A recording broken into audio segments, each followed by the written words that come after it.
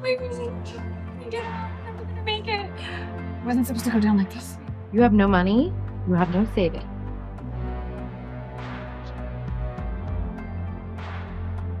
You're not real chatty, are you? I don't have anything to say. Well, you're a beautiful girl from Eastern Europe, so that narrows down the possibilities.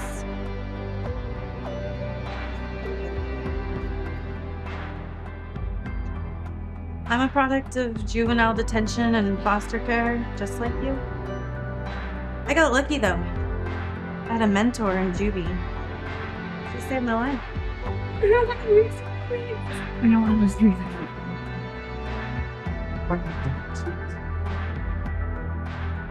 You're gonna pass through me like a hot potato. I'm so scared. Do you think you can be my mentor? Absolutely. Approached through a queer, emotionally grounded lens, Prison Lesbian unfolds less as an exploitation narrative than as a stark, uncomfortable meditation on power, fear, accountability, and the ways women, particularly queer women, are forced to negotiate identity and survival inside systems that were never designed to protect them. And Scene 1 sets the thematic foundation for the entire film by presenting incarceration, not as titillation, but as an emotional crucible that strips away the illusions of privilege and exposes how deeply women rely on one another, even when those relationships are fraught, unequal, or born under coercive conditions. The opening scenario with Sara, a former child celebrity insulated for most of her life by wealth, fame, and family intervention, immediately situates the audience in a familiar cultural narrative.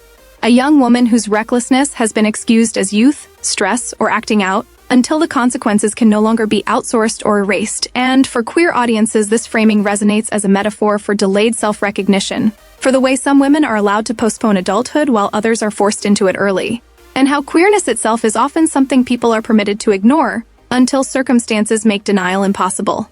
Sara's panic, entitlement, and disbelief are not merely character flaws, but symptoms of a system that has taught her she is untouchable, and her repeated insistence that someone else, her father, her family lawyer, the machinery of money, will rescue her reflects a broader social pattern in which women's mistakes are either infantilized or spectacularized rather than meaningfully addressed.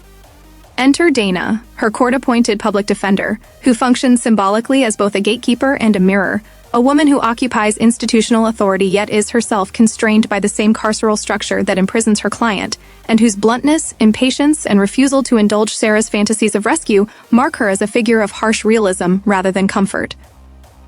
For lesbian and LGBTQ+ viewers, Dana's presence carries layered significance. She embodies a version of womanhood forged through survival rather than indulgence, someone who has learned to speak plainly because softness has not been rewarded, and her interactions with Sara dramatize a tension familiar to many queer women, the push and pull between empathy and self-protection, between recognizing another woman's vulnerability and resenting the privilege that once shielded it.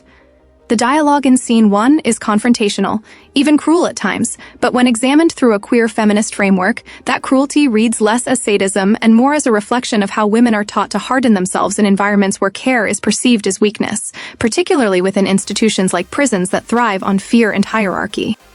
Sara's terror at the prospect of remaining incarcerated, her dawning realization that she is alone, and her plea, "Don't leave, I'm scared," mark a pivotal emotional shift. One that resonates with queer audiences as the moment when denial gives way to vulnerability, when the armor of bravado cracks and the need for connection becomes undeniable. This moment is especially significant because it occurs between two women positioned unequally by class, authority, and circumstance, mirroring real-world dynamics in which queer women often encounter one another across lines of power that complicate solidarity. Dana's response, which oscillates between harsh truth-telling and reluctant acknowledgement of Sara's fear, underscores the film's broader interest in how women are pressured to perform toughness, even when they are deeply aware of another woman's pain, and how institutions discourage expressions of care by framing them as unprofessional, unsafe, or naive. The prison setting intensifies these dynamics, serving as both literal environment and metaphor for the social constraints placed on queer women, a space where bodies are surveilled, autonomy is restricted, and emotional expression is policed, and where women's relationships are scrutinized, misunderstood, or pathologized.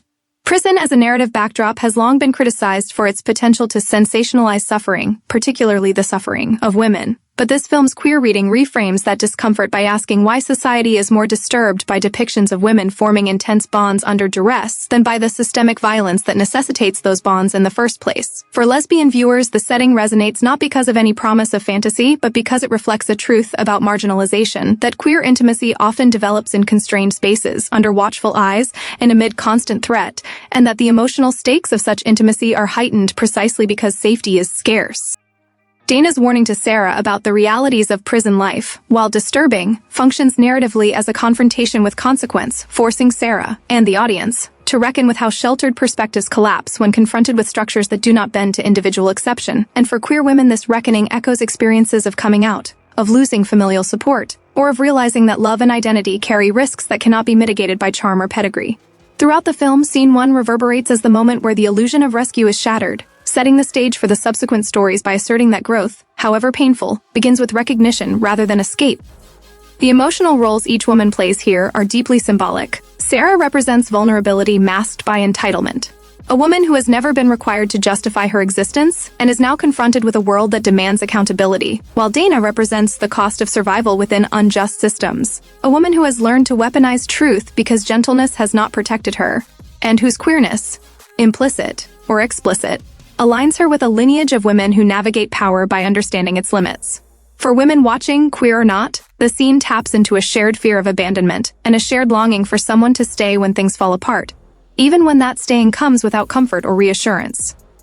The film's refusal to soften the prison environment, or to frame women's interactions within it as inherently redemptive, challenges a cultural tendency to romanticize female suffering while ignoring the structures that produce it, and instead invites viewers to sit with discomfort, to acknowledge that connection does not always emerge in safe or ideal circumstances, yet remains essential. Society's discomfort with seeing women express intense emotional bonds, especially in spaces like prisons, persists because such bonds disrupt narratives that cast women as passive, dependent, or morally instructive figures. When women connect under pressure, they reveal resilience, anger, desire for agency, and moral complexity, all of which threaten patriarchal expectations. For queer audiences, this discomfort is doubly familiar, reflecting a history in which lesbian relationships have been alternately erased or sensationalized, rarely allowed to exist as ordinary, messy human connections shaped by circumstance rather than spectacle. Prison Lesbian, when read through this lens, becomes less about scandal and more about visibility, about showing women in extremis grappling with who they are when external validation is stripped away, and about acknowledging that queerness often surfaces not in moments of triumph but in moments of crisis, when the need for authenticity outweighs the safety of performance.